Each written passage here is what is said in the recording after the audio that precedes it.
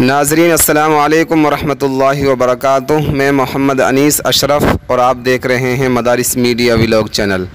ناظرین، آج ہماری ٹیم پہنچی ہے راجستھان الور ضلع کے گاؤں ننگلا بھوریا کے اندر، جہاں ویران جنگل میں ایک مدرسہ قائم ہے اور اس مدرسے کے برابر میں ایک 450 سال پرانا ایک کنواں ہے۔ اس سے متعلق کچھ دلچسپ معلومات ہیں جو ہم آپ کو بتانا چاہتے ہیں۔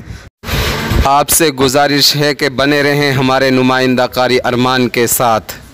تو یہ کنواں کوئی عام کنواں نہیں ہے، بلکہ یہ اس کے اندر کچھ خاص باتیں ہیں جو کہ ہم حضرت مولانا محمد رضوان صاحب جو کہ گاؤں ریٹھٹ سے تعلق رکھتے ہیں، ان کی زبانی آپ جانیں گے۔ تو یہاں ان کا مدرسہ قائم ہے، تو اسی کے چلتے ان کو یہ سب باتیں یہاں پر معلوم ہیں۔ جو اس کی جو تاریخ ہے وہ مولانا آپ کو اپنی زبانی بتائیں گے، تو بنے رہیے ہمارے ساتھ۔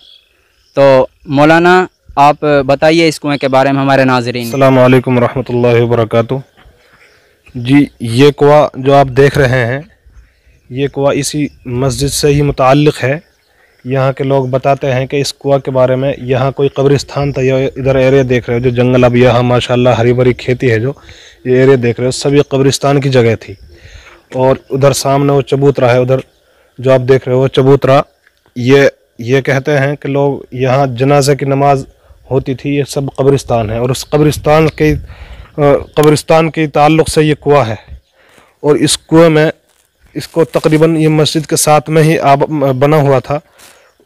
تقریباً 450 سال پرانا ہی ہے یہ کنواں بھی۔ اور اس کے بارے میں آگے یہ ہے کہ یہاں کے بڑے بوڑھے جو آج بھی زندہ ہیں ماشاءاللہ، جو حیات ہیں، وہ بتاتے ہیں کہ ہم نے یہاں اس کنویں میں ہم آیا کرتے تھے، نہاتے تھے۔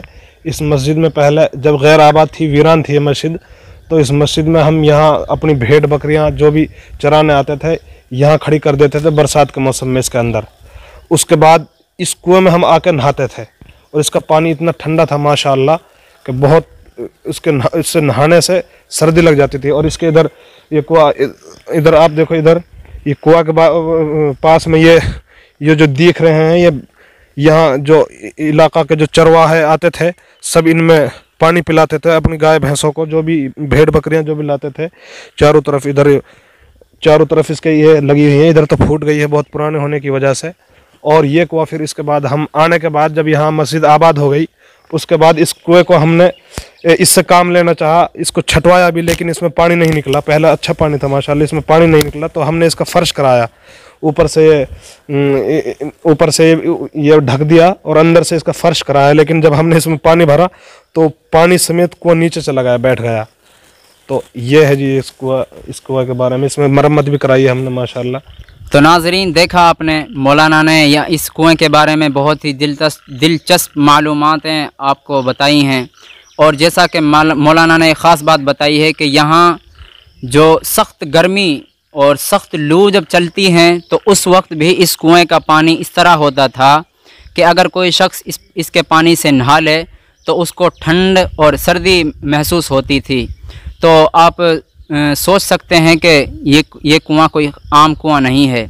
اور دوسری اس کی سب سے خاص بات یہ ہے کہ یہ 450 سال پرانا کنواں ہے، اور آج بھی یہ یہاں اس جگہ پر موجود ہے۔ تو بس آج کی ویڈیو میں آپ کے لیے اتنا ہی۔ امید کرتے ہیں کہ آپ کو ہماری ویڈیو پسند آئی ہوگی۔ تو ناظرین، اگر آپ کو ہماری یہ ویڈیو پسند آئی ہے تو اسے لائک اور شیئر اور چینل کو سبسکرائب کرنا نہ بھولیں۔ تب تک کے لیے ہم سب کا اللہ نگہبان، والسلام۔